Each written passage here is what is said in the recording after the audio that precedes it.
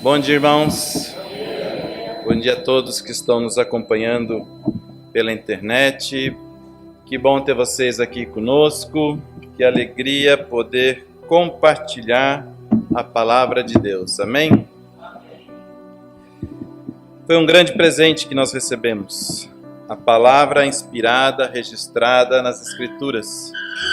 E quando a gente se dedica a ela, busca, a gente encontra maravilhas, verdadeiros tesouros. Gostaria que os irmãos abrissem comigo num grande tesouro que está na sua Bíblia, em Atos capítulo 3. Atos 3, a partir do versículo 1 até o 7.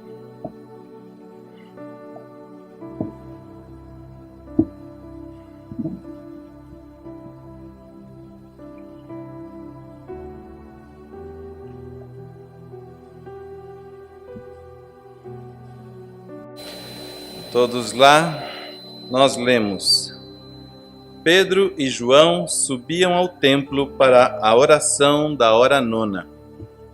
Era levado um homem coxo de nascença, o qual punham diariamente à porta do templo chamada Formosa, para pedir esmola aos que entravam. Vendo ele a Pedro e João, que iam entrar no templo, implorava que lhe dessem uma esmola. Pedro, fitando-o juntamente com João, disse: Olha para nós. Ele os olhava atentamente, esperando receber alguma coisa. Pedro, porém, lhe disse: Não possuo nem prata nem ouro, mas o que tenho, isso te dou. Em nome de Jesus Cristo, o Nazareno, anda. E tomando-o pela mão direita, o levantou, e imediatamente os seus pés e tornozelos se firmaram.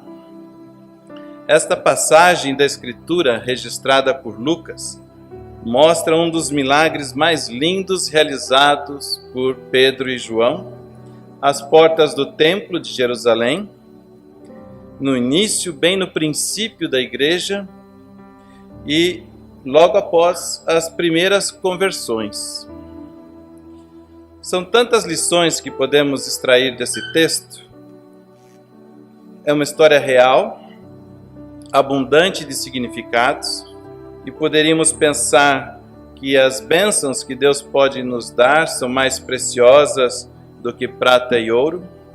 Podemos pensar que o poder de Deus fora manifesto aos apóstolos através de uma cadeia de outorgação de poder. O tempo da restauração finalmente havia chegado, algo prometido tantas vezes no Velho Testamento, e já estava ali presente com a vida e obra de Cristo. Viviam o tempo da restauração. Enfim, inúmeras lições. Mas quero, com esse texto, ilustrar e fazer algumas considerações sobre algo meio inusitado. Quero falar sobre a vida no quase. Você conhece essa palavrinha? Quase. Quase lá. Quase gol. Bateu na trave. Quase certo, mas ainda errado. Quase. Muitas pessoas, muitos de nós, muitas vezes, vivemos a vida toda no quase. E não nos damos conta disso. O primeiro quase que eu queria abordar com vocês é que muitas vezes desejamos alguma coisa, uma mudança em nossas vidas.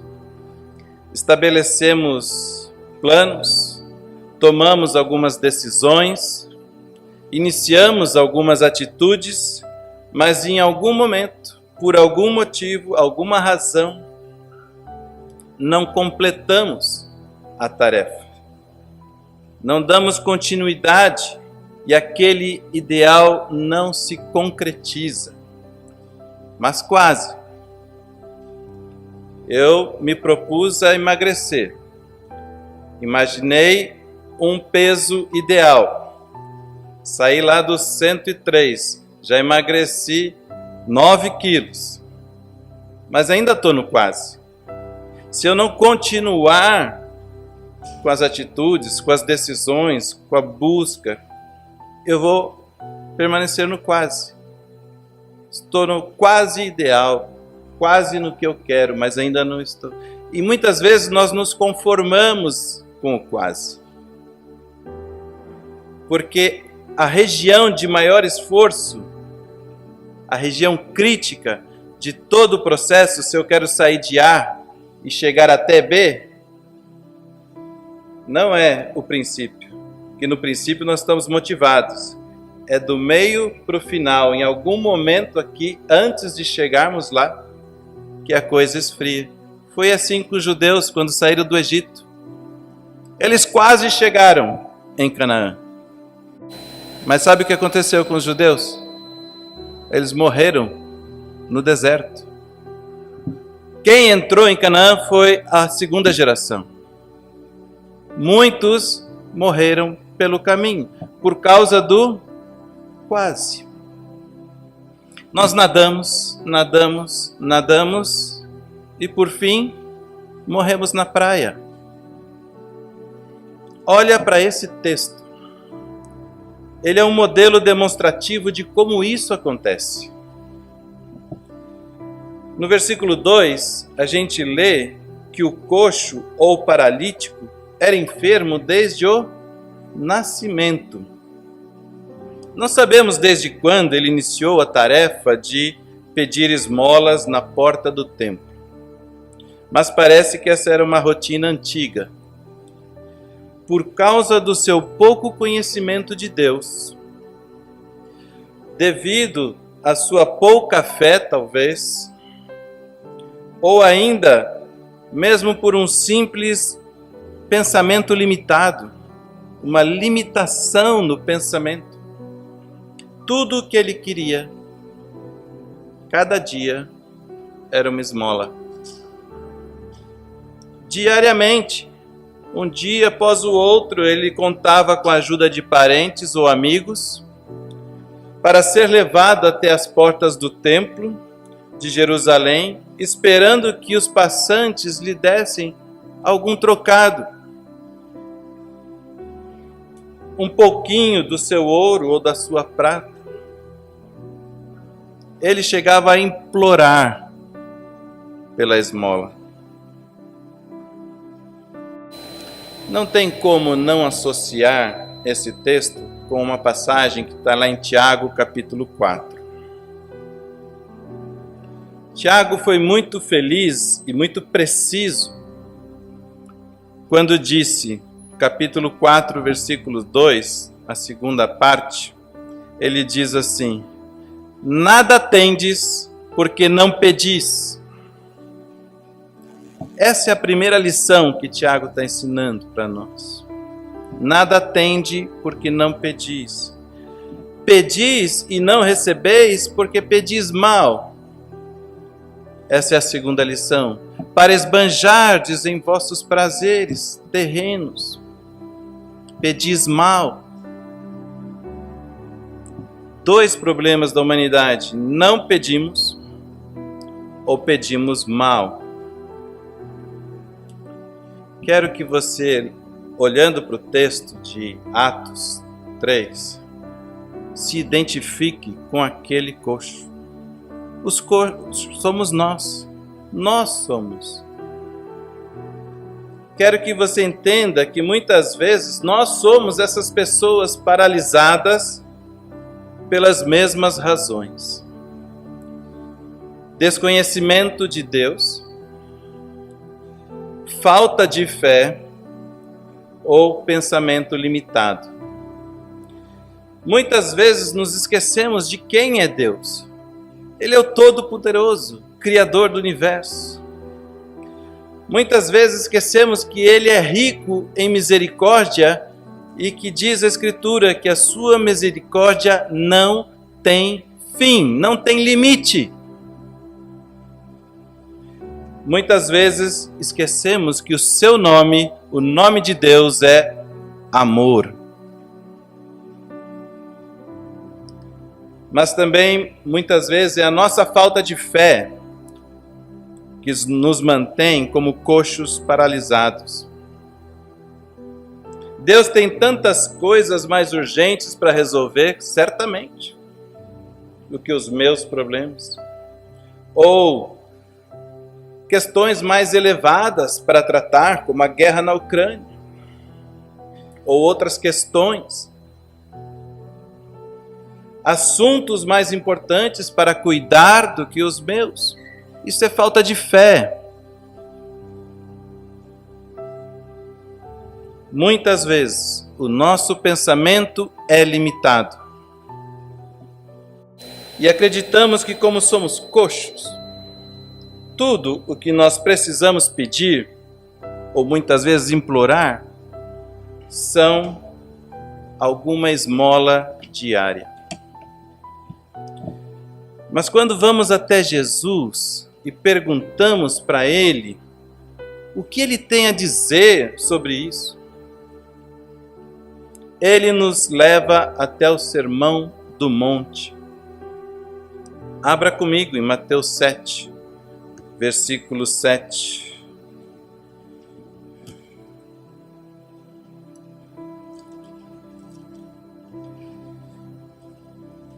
Mateus 7, versículo 7 diz: pedi, Jesus dizendo, está no imperativo, o verbo está no imperativo. Pedi e dar-se-vos-á, buscai e achareis, batei e abrir-se-vos-á, pois todo o que pede, recebe, e o que busca, encontra, e a quem bate, abrir-se-lhe-á. Ou qual dentre vós é o homem que, se porventura o filho lhe pedir pão, lhe dará uma pedra? Ou se lhe pedir um peixe, lhe dará uma cobra? Ora, se vós, que sois maus, sabeis dar boas dádivas aos vossos filhos, quanto mais vosso Pai que está nos céus dará boas coisas aos que lhe pedirem. Jesus está falando conosco, que somos coxos, paralíticos e ficamos na porta do templo implorando por esmola. Muitas vezes a nossa vida é vivida no quase, porque não pedimos ou pedimos mal. Se nós fizéssemos uma lista do que deveríamos pedir, você tem a sua? Eu andei pensando e eu pediria que fiz uma lista de pedidos. Eu sugiro que hoje, antes de dormir, você ainda faça a sua. Sabedoria, prudência, saúde para mim e para as pessoas que eu amo, paz no meu lar, no meu bairro, no meu país, no mundo, harmonia no lar, no trabalho, na escola, na igreja, harmonia, direção, coragem, oportunidade, proteção pelos nossos governantes, pelos nossos empregadores ou pelos nossos empregados, pelo crescimento do reino, pelo nosso crescimento espiritual e principalmente que nós possamos orar uns pelos outros.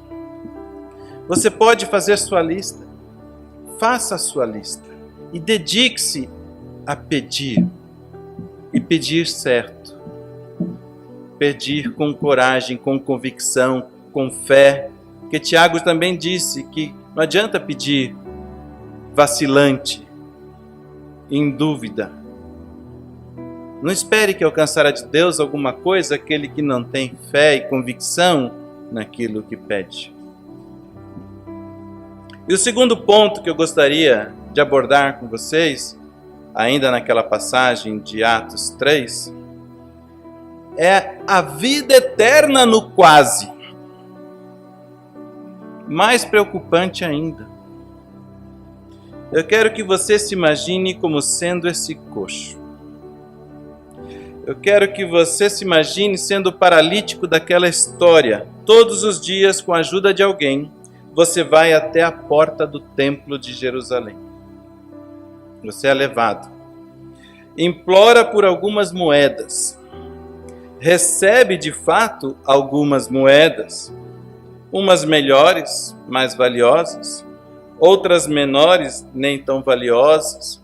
Diariamente você retorna para sua casa,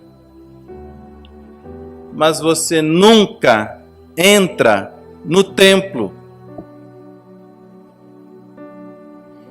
Diariamente você esteve às portas do templo. Vocês já leram sobre o templo de Jerusalém?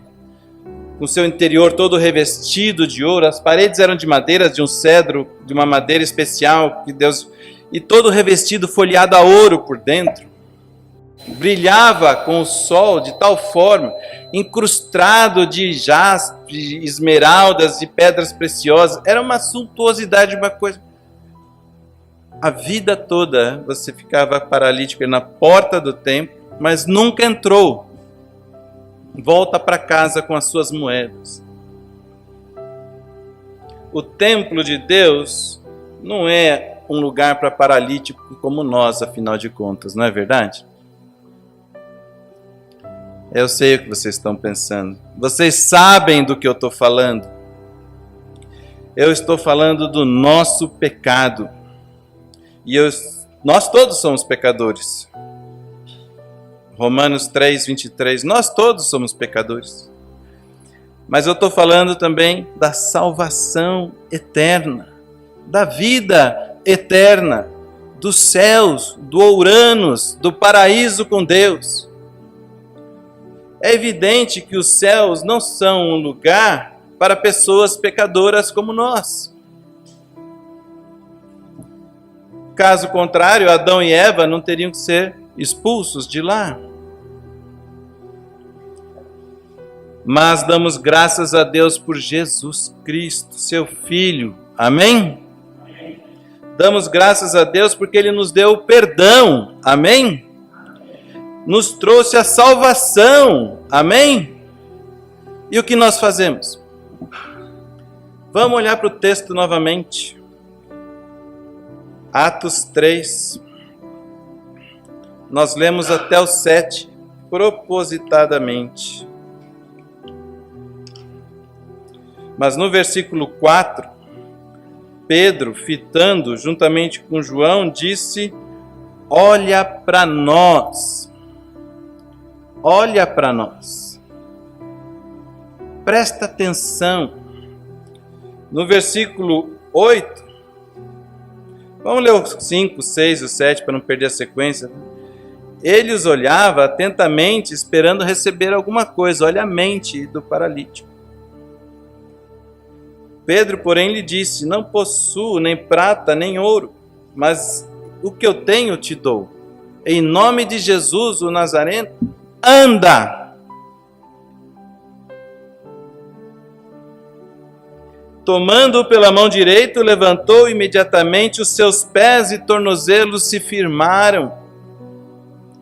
De um salto, olha o versículo 8.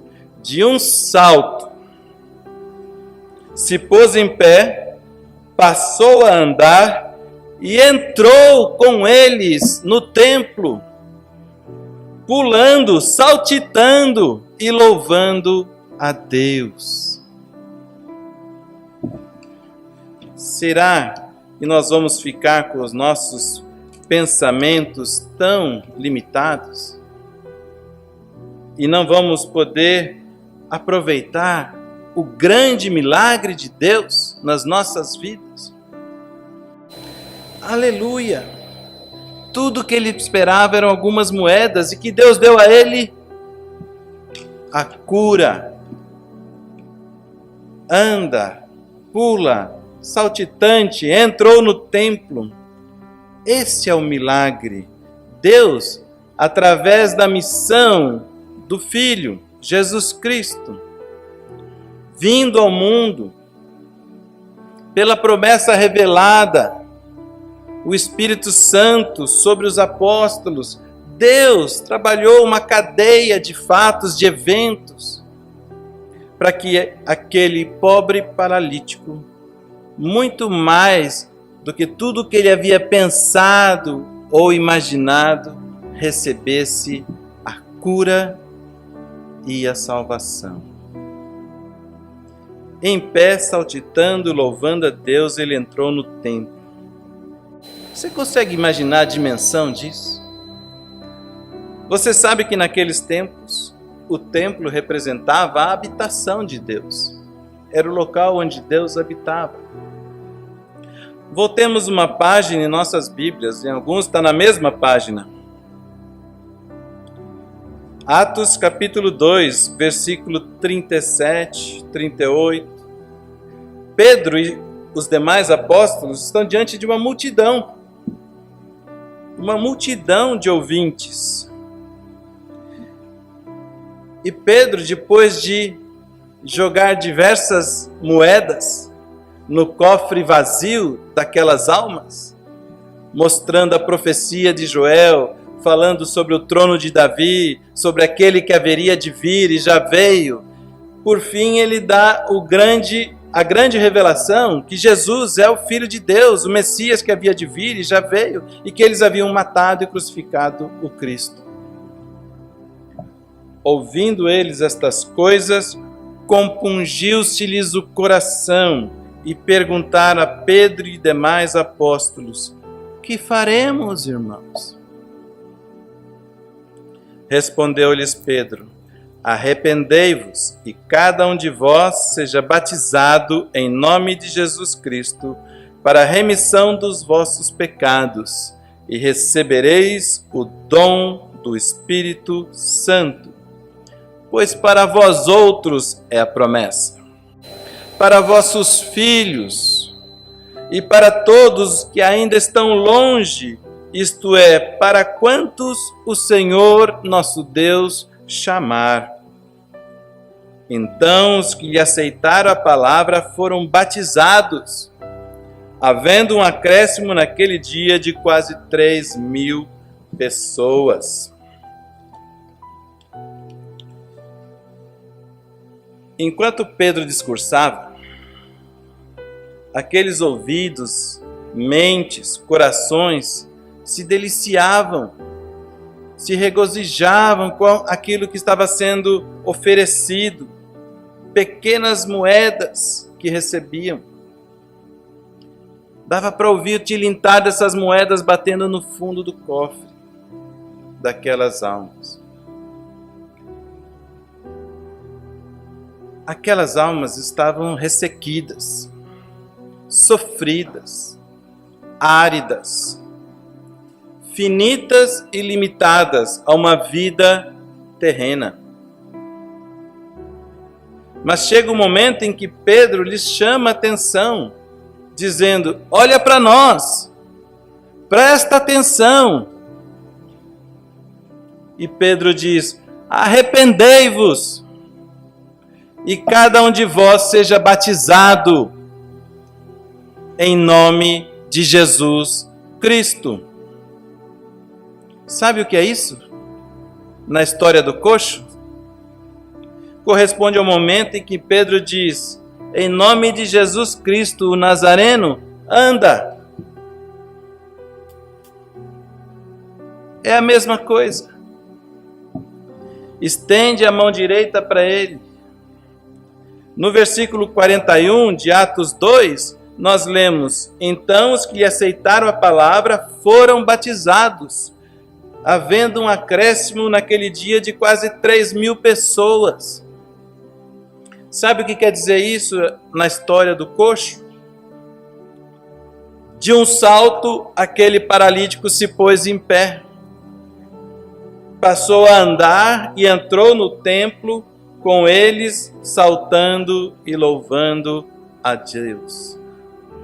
Você consegue enxergar a conexão entre a história do coxo e a salvação dessas quase 3.000 almas que estavam ali ouvindo o discurso de Pedro.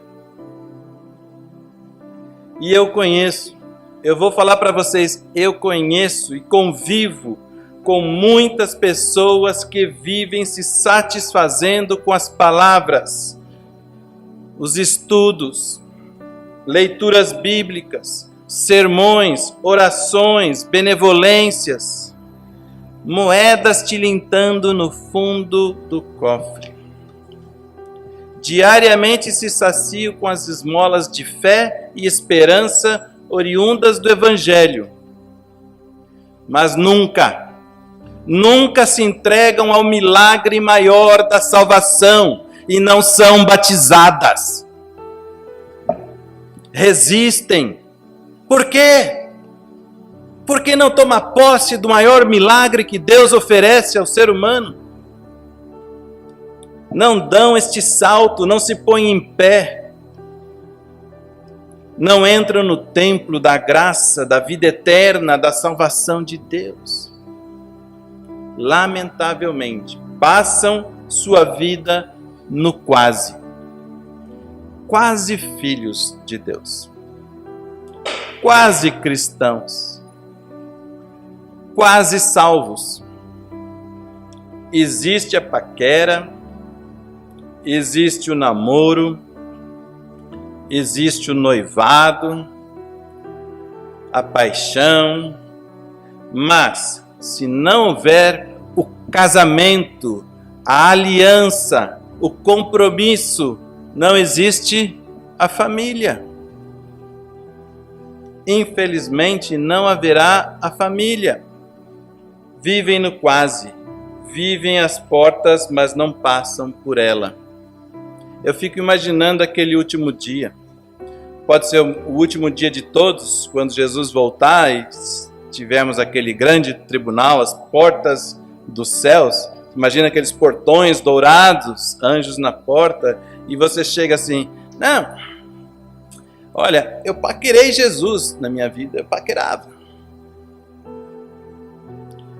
Olha, eu era um ficante, entendeu? Ficava com Jesus.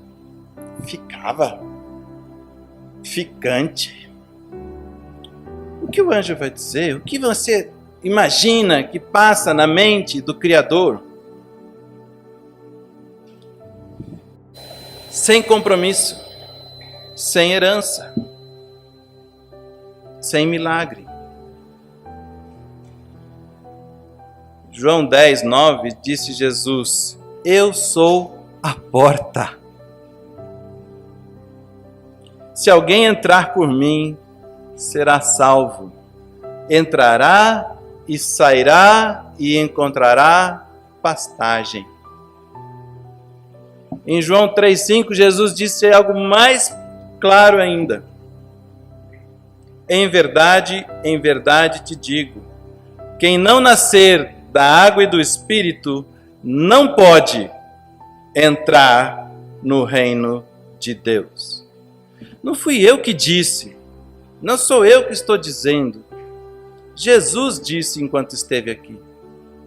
Não te admires de eu te dizer, importa-vos nascer de novo, Jesus disse. Por isso eu oro, eu clamo, eu imploro, eu peço, você que tem vivido a sua vida às portas do milagre da salvação. Olhe fixamente para o autor e consumador da fé, Jesus Cristo, e seja batizado. Em nome do Pai, do Filho e do Espírito Santo. Amém? Deus esteja com você. Se você tem alguma dúvida sobre esse assunto, vem conversar comigo. Virtualmente ou presencialmente, estarei à disposição. Deus abençoe a todos.